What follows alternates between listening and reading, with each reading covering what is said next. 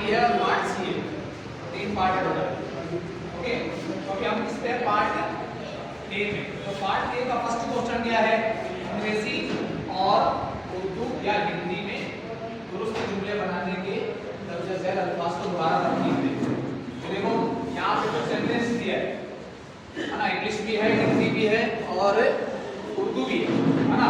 एक उस जुमले को क्या कर दिया है, तोड़ दिया है, डिसऑर्डर कर दिया है। तो हम उसको क्या करना है, उस जुमले को अच्छे से देखकर उसका सही ऑर्डर क्या है, उसका क्या बोलते हैं, एक सही तरकीब क्या है उसमें लिखे तो एक मीनिंगफुल जुमला बनेगा वो, समझा? हाँ, वो लिखना है पहला क्वेश्चन, समझा? हाँ, फिर उसके बाद सेकंड नंबर देखो, हिंदुस्तान क्या है, हाँ इंडिया, हिंदुस्तान के सब्जेक्ट पर मौजू पर क्या करना है, इंग्लिश में ही एक पैराग्राफ उसको जो पता है वो लिखना है, इंग्लिश में लिखना, इंडिया के बारे में एक पैराग्राफ 4 लाइन दी है ना, उसके अंदर लिखना है, ठीक है।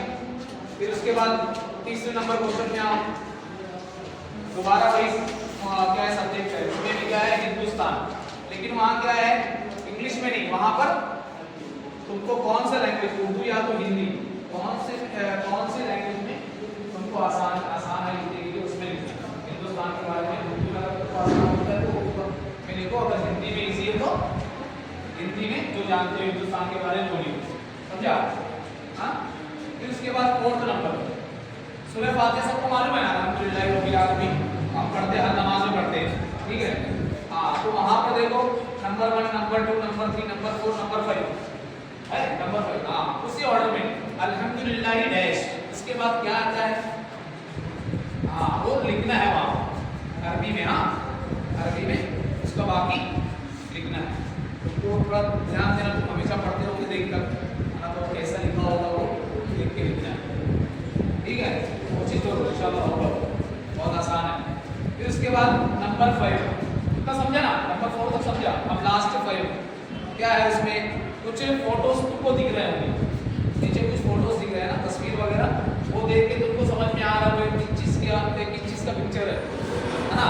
तो उस पिक्चर को इंग्लिश में, उर्दू या तो उर्दू में और हिंदी में, अरबी में अगर पता है तो नहीं लिखना, वरना नहीं तो मुश्किल नहीं है। इंग्लिश, उर्दू और हिंदी में वो चीज़ को क्या बोलते हैं, वहाँ पर खाली बॉक्स दिया है, डैश डैश डैश, ओके, वो डैश में वो चीज़ का, उस तस्वीर का नाम लिखना है, इंग्लिश में भी लिखना, फिर उसी चीज़ को उर्दू में क्या बोलते हैं वो भी लिखना, फिर उसी सेम चीज़ को हिंदी में क्या बोलते हैं वो भी लिखना, ओके।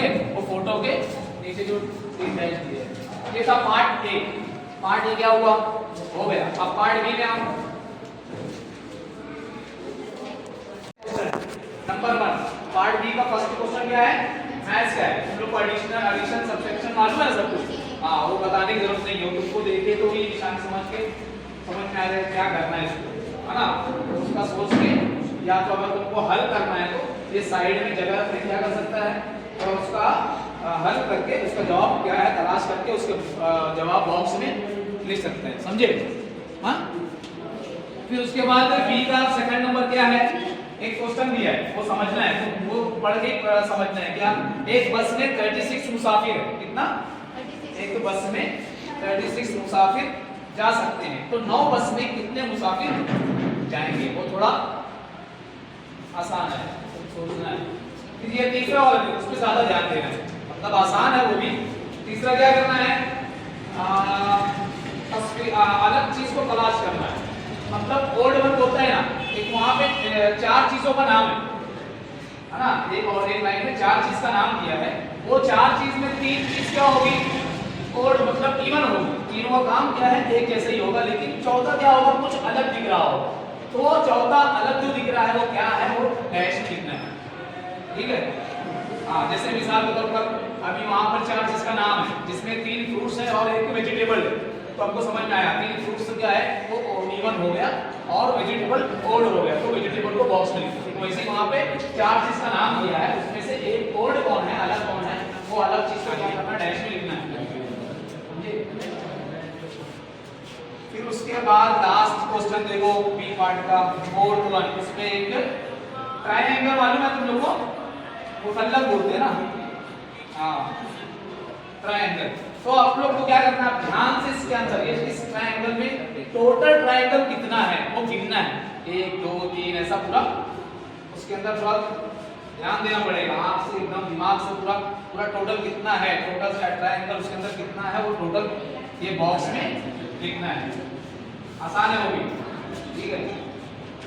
फिर लास्ट पार्ट सी, देखो पार्ट सी देखो, उसमें तुमको ऑप्शन है, तुमको कौन सी लैंग्वेज, उर्दू आसान है या हिंदी आसान है, समझे। अगर हिंदी सबसे ज्यादा इजी है लिखने और पढ़ने में तो हिंदी का क्वेश्चन यहाँ पे लिखा है, ठीक है। तो हिंदी का क्वेश्चन पढ़ो और उसको समझ के उसमें हिंदी में ही नीचे जवाब दो, उर्दू में देने की जरूरत नहीं है। अगर उर्दू आसान तो उर्दू में ऑप्शन है, दोनों में से कोई एक लिखना, हिंदी या तो हिंदी, उर्दू या तो उर्दू, ठीक है। समझे सब कुछ, हाँ। बाकी अगर बीच में कुछ डाउट होता है तो ये साथ बोल लेंगे, ठीक है।